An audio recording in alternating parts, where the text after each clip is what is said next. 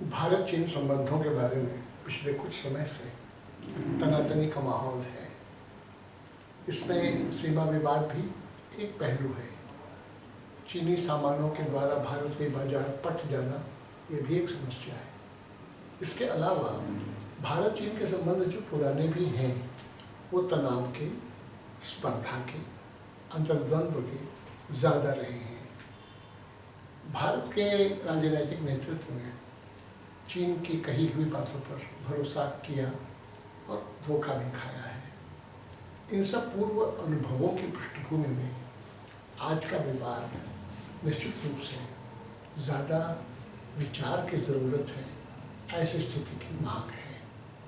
हम ये देखते हैं कि चीन के साथ का सीमा विवाद ये तो अंग्रेज़ों के समय से ही था, 1890 के समय ही जो तय हुआ था, लेकिन उसको कौन माने।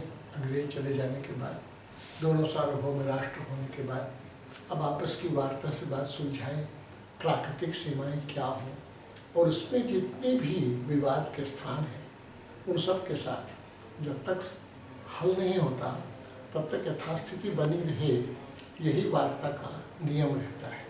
वार्ता भी करते जाएं और सीमोल्लंघन भी करते जाएं। इससे बात नहीं बनती, उससे नीयत साफ नहीं है, यही प्रमाणित होती है। चीन के साथ यही अनुभव आया है।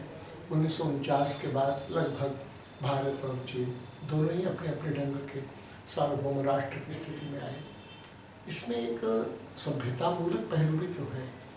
सभ्यतामूलक पहलू तो और शताब्दियों पीछे और 1000, 2000, 3000 साल पीछे, ये दो सभ्यताएं ऐसी हैं जिनका जीवन 5000 साल से भी पुराना है।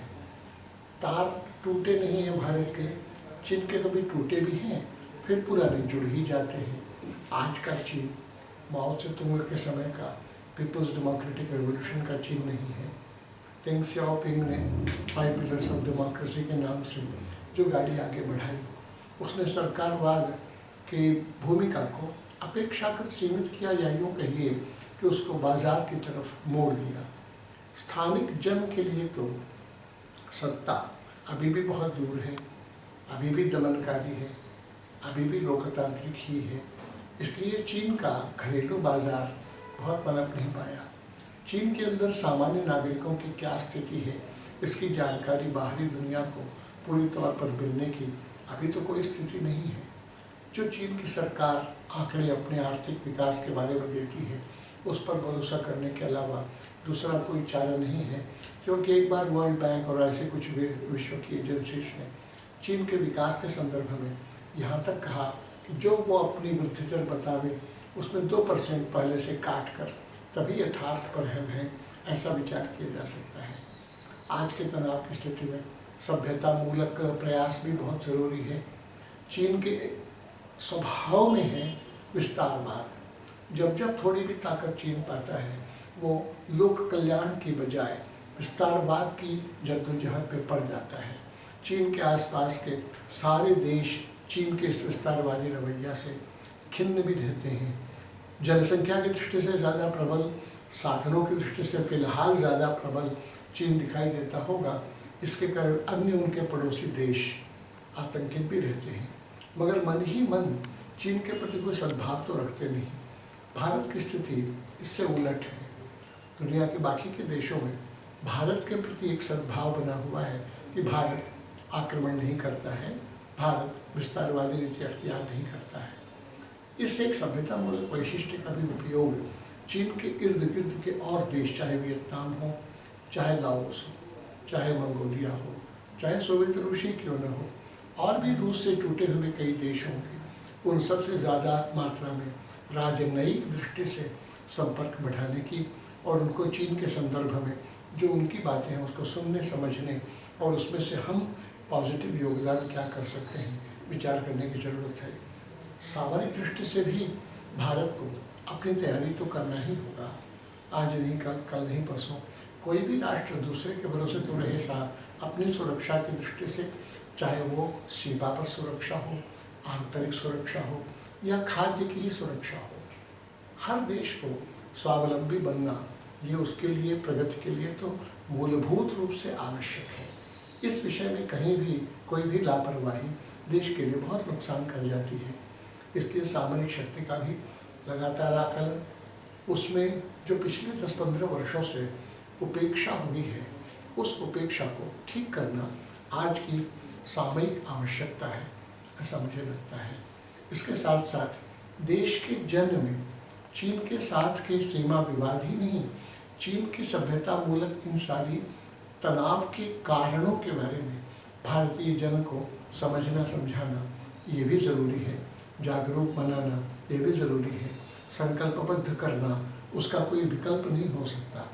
इसलिए चीन के माल जैसे वो घटिया है भी सस्ते भले ही हों, इसके बारे में विचार जनता तक पहुंचाने की ज़रूरत है। इसलिए चीनी माल का बहिष्कार का जो राष्ट्रीय स्वाभिमान आंदोलन ने एक मुहिम चलाने का निर्णय किया है, सामान्यतः देश की पूरी जनता इसका स्वागत ही करेगी। इस संदर्भ में देश के जन जन के बीच जाएं और सारे ही प्रचार माध्यमों का सहारा राष्ट्रीय स्वाभिमान आंदोलन ले और जगह जगह पर देश के एक विश्वविद्यालय केंद्र जितने ही कम से कम उन सब में चीन के साथ की इन सारी समस्याओं के साथ साथ चीनी माल का बहिष्कार करने का अभियान भी चलाया जाए, ऐसा राष्ट्रीय स्वाभिमान आंदोलन ने सोचा है। वो स्वागत योग्य है। भारत के जो कॉरपोरेट क्षेत्र हैं, बड़े उद्योगपति हैं, वो भी अपने अंदर झांक कर देखें कि चीनी माल का वो कितना उपयोग करते हैं अपने उत्पादन साधनों के अंतर्गत। वे भी इस विषय में परहेज करें। इस दिशा में सरकार की ओर से अपने उद्योगपतियों के साथ, व्यापारिक संगठनों के साथ शेयर करते हुए स्थितियों को बात बढ़ाने की ज़रूरत है। स्वयंसेवी संगठन भी अपनी जिम्मेदारी निभाएं। समाज और सरकार दोनों पहलू पर चीन के संदर्भ में वास्तविकता से परिचित कराने की जिम्मेदारी ये हम सब पर आती है। हम सब इस काम में लगे, भारत का संकल्प जगे। कोई भी राष्ट्र केवल भौतिक साधनों के आधार पर न टिकता है, न विश्व में अपनी सहभागिता कर पाता है। मूल आवश्यकता है राष्ट्रीय चेतना और राष्ट्रीय संकल्प की। राष्ट्रीय स्वाभिमान आंदोलन का भी आग्रह जन के बीच इन बातों के बारे में जागरूकता बढ़ाना, सरकार से भी संवाद स्थापित करना और जैसा एक जागरूक जन का बर्ताव होना चाहिए, राष्ट्रीय स्वाभिमान आंदोलन उस दिशा में अपना कर्तव्य पूरा करेगा, ये मुझे पूरा विश्वास है।